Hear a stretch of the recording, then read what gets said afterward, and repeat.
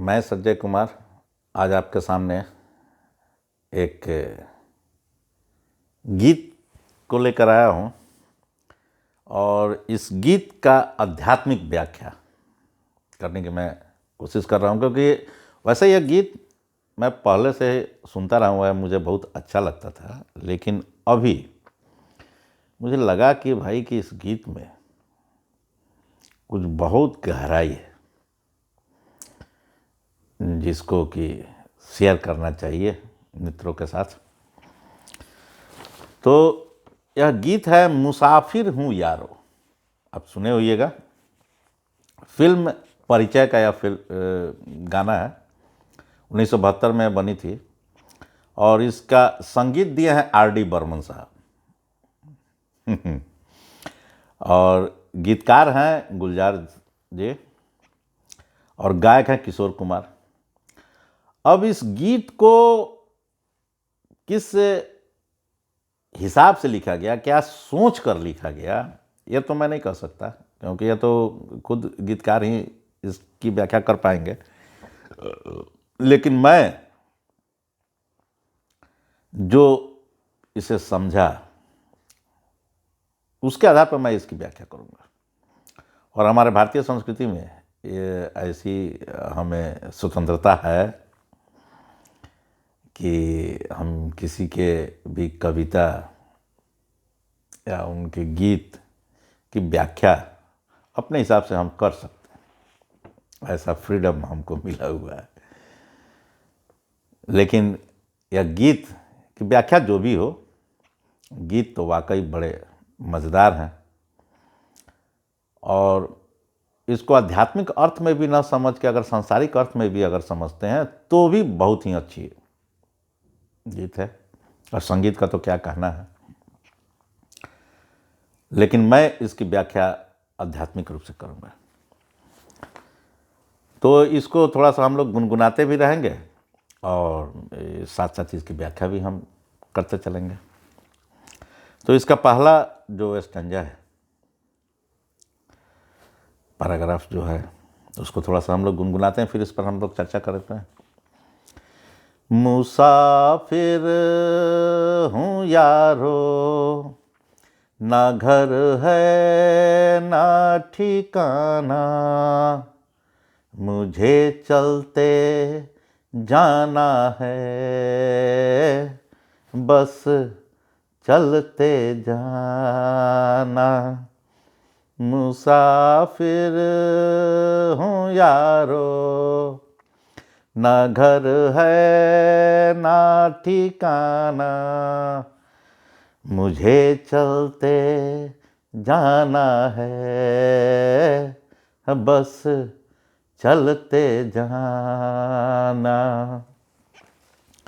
चलिए, इसका ये मुख्य मुखड़ा है, पैराग्राफ है। अब देखिए इसमें माने इसमें कितनी बड़ी आध्यात्मिकता है कि आप देखेंगे कि इस प्रकृति में, इस जीवन में जो भी चीज़ हम आसपास देख रहे हैं, चाहे वो सूरज हो, चांद हो, तारे हों, अब पृथ्वी जिस पर हम हैं, धरती जिस पर हम रहते हैं और यहाँ जो अन्न उपजता है उससे हम अपना शरीर को पोषण देते हैं, ये सारी चीज़ें क्या है, चल रही है। सूरज भी चल रहा है, चलते जा रहा है। चांद भी है, चल रहा है, घूम रहा है अपने अक्ष पर। तारे वो भी अब घूम रहे हैं, चल रहे हैं। पृथ्वी भी है तो चल रही है, घूम रही है। आने की कोई भी नदियां हैं, चल रही, हवाएं हैं, चल रही। प्रकृति में जो चीज भी हम देख रहे हैं वो सब क्या है, सब परिवर्तित हो रहा है, सब चल रहा है। तो क्या है, इंसान भी है, जो सही रूप से आध्यात्मिक इंसान, वो क्या है, वो कहीं एक जगह बैठ कर रहेगा क्या, वो घर बना के रहता है। अगर कोई घर बना के रहता है और उसी में अपने को सीमित रख लिया तो किसी प्रकार से वो आध्यात्मिक नहीं हो सकता है। अब देख लीजिए, जो भी आध्यात्मिक व्यक्ति हैं, जिनको भी आप जान रहे हैं, चाहे वो राम हो, चाहे कृष्ण हो, चाहे क्राइस्ट हो, जीसस हो, बुद्ध हो, महावीर हो, कबीर हो, नानक हो, कोई जिनको आप बताइए,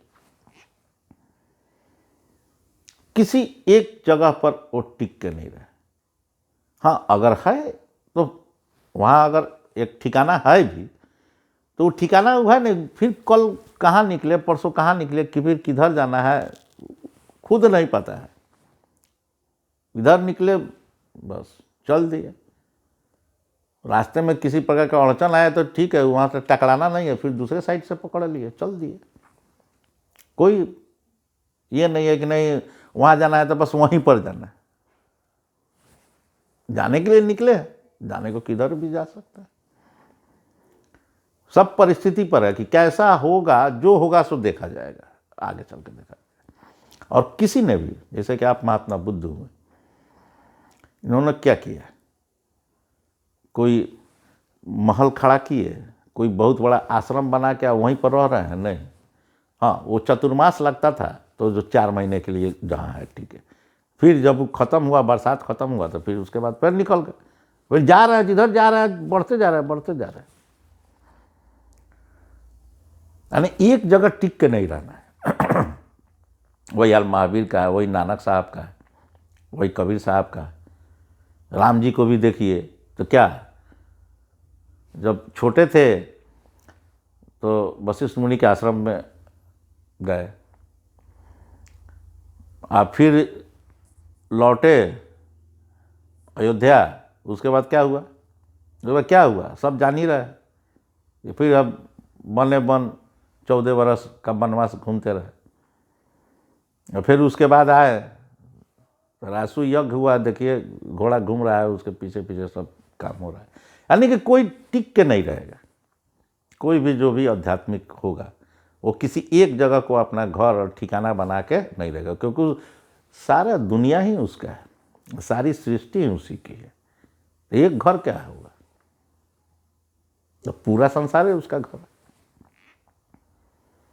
अब दूसरा है कि वो लोग कोई अपने रहने के लिए, अपने सुख सुविधा का ख्याल करने का उनका कोई इरादा नहीं है कि हाँ कि हम अपने सुख शांति। आज के भी समय में जो समकालीन जो आध्यात्मिक गुरु लोग हैं, तो जो सही माने में गुरु है, उनका क्या, उनका अभी भी आश्रम देखिएगा कि वो अपने शिष्यों के लिए भले बड़े बड़े कुटी बना दें, लेकिन अपने रहने के लिए वो कुटिया ही बनाते हैं और उसी में रहते हैं।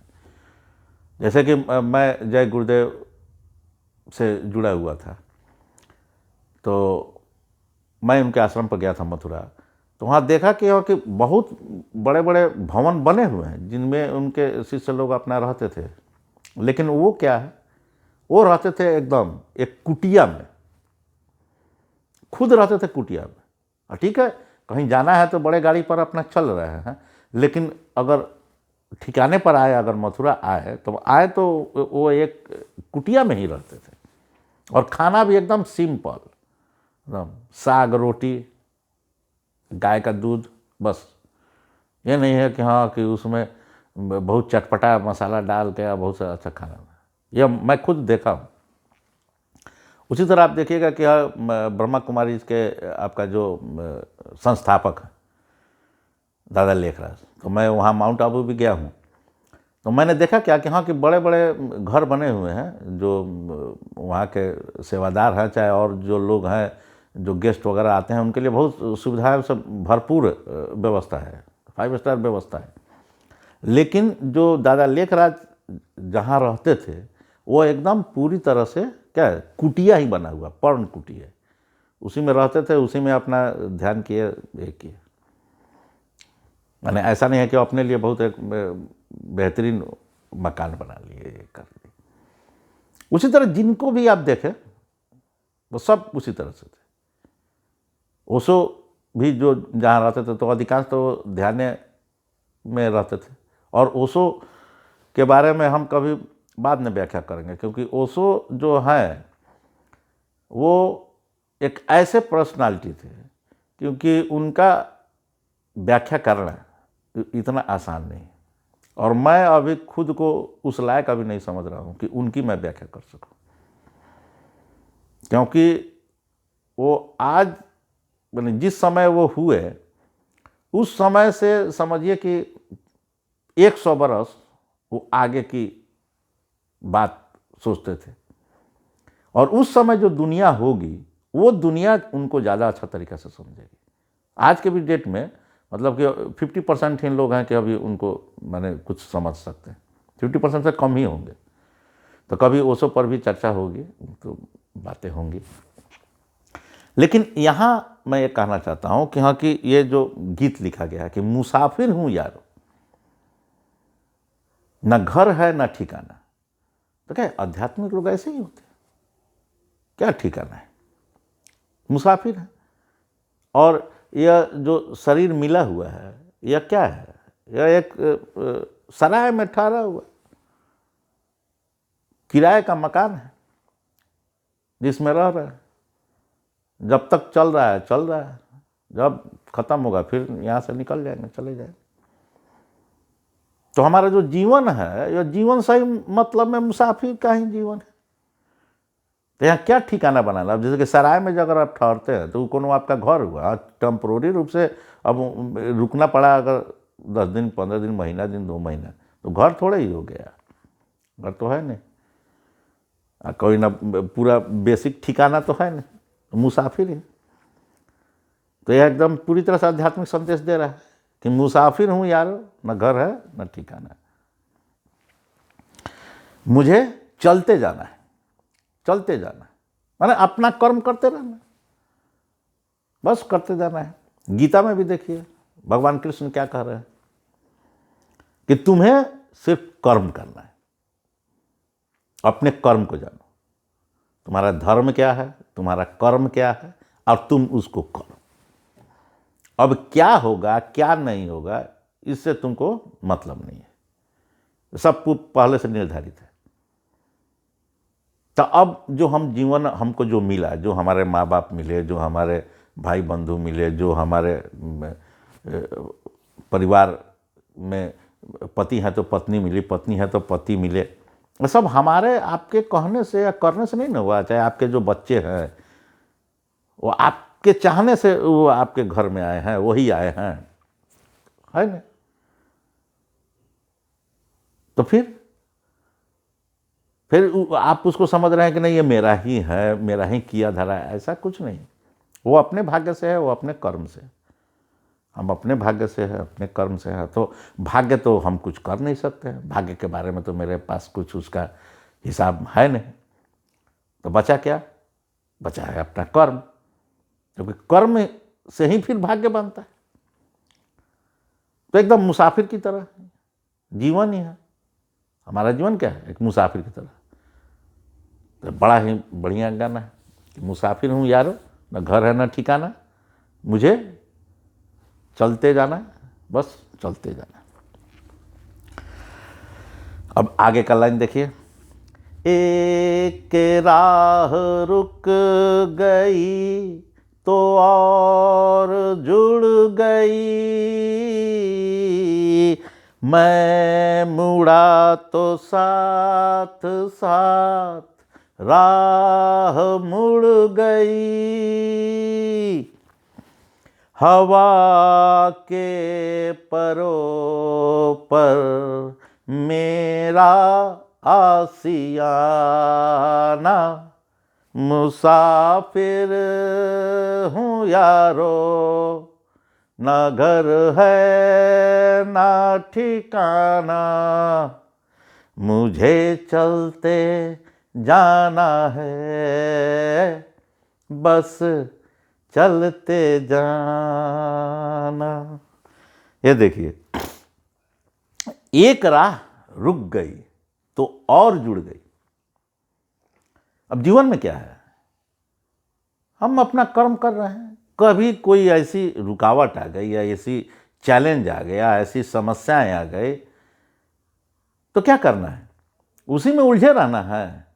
नहीं, एक चैलेंज आया, फिर उसी में क्या है, आप सुनते हैं हमारे प्रधानमंत्री जी क्या कहते हैं, विपदा, आपदा में अवसर, आपदा में अवसर। आपदा में अवसर खोजिए, कोई समस्या आई तो फिर उसका दूसरा समाधान निकलेगा, उस पर चलते रहिए। यह नहीं कि उसी में फंस के रह गए कि अब इना इसको पहले बिना सुलझाए हुए नहीं चलेगा। अब एग्जाम में भी है, बच्चे जो है एग्जाम दे रहे हैं, एग्जाम में कोई क्वेश्चन ऐसा आ गया, कोई क्वेश्चन ऐसा आ गया कि हाँ का जो डिफिकल्ट है, अरे भाई तो उसी में माथा खपाएंगे, अब दूसरा देखो, और जब पूरा सॉल्व हो जाएगा तब फिर उस पर आएंगे, ध्यान देंगे। अब अटका बस उसी में अटक के रह जाएंगे तो काम तो हो जाएगा सब गड़बड़। तो क्या एक राह रुक गई तो और जुड़ गई, अब मैं मुड़ा तो साथ साथ राहें मुड़ गई।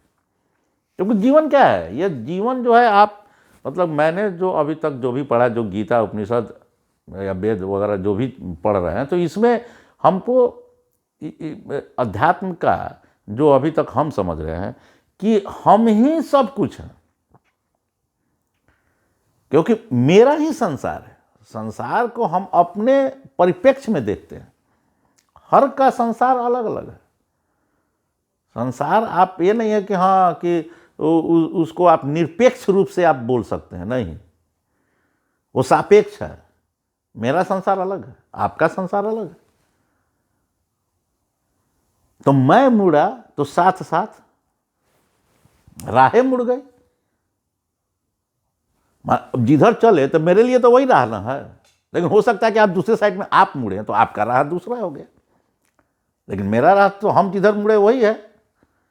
तो कितना बढ़िया लिखा गया है कि मैं मुड़ा तो साथ साथ राहें मुड़ गई, और हवा के परों पर मेरा आशियाना।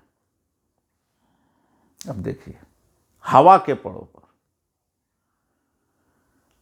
यानी कि जो व्यक्ति, जब वो अपना उसको घर और ठिकाने से मतलब नहीं है तो क्या है, खुला में। अगर कोई आध्यात्मिक व्यक्ति प्रकृति के नजदीक में नहीं रहना चाहता है और वो कृत्रिम चीजों का ही ज्यादा से ज्यादा इस्तेमाल करना चाहता है, तो वो आध्यात्मिक है ही नहीं। कोई भी आध्यात्मिक व्यक्ति होगा वो एकदम खुला में रहना चाहेगा, जंगलों में, पहाड़ों पर, नहीं तो कम से कम खुला मैदान में, आसमान के नीचे। ठीक है, सोना है, रात को है तो किसी झोपड़ी में चले जाएंगे इस तरह से, लेकिन अधिकतर समय, अपना अधिकतर समय जो है खुले में प्रकृति के साथ व्यतीत करना चाहते हैं। तो कितना बढ़िया है कि हवा के परों पर मेरा आशियाना, एकदम खुला में मेरा आशियाना है, कोई इसकी चिंता ही नहीं है कि हाँ भाई कि एकदम हर जगह हमारा एकदम घर मौजूदे रहना चाहिए। कोई टेंटो गाड़ लिया वहीं में हो गया, कोई झोपड़िए बना लिया वहीं पर रह रहा है, कोई चिंता की बात नहीं। चलिए आगे तीसरा पैराग्राफ हम लोग देखते हैं। दिन ने हाथ थाम कर इधर बिठा लिया, रात ने इशारे से उधर बुला लिया, सुबह से शाम से मेरा दोस्ताना,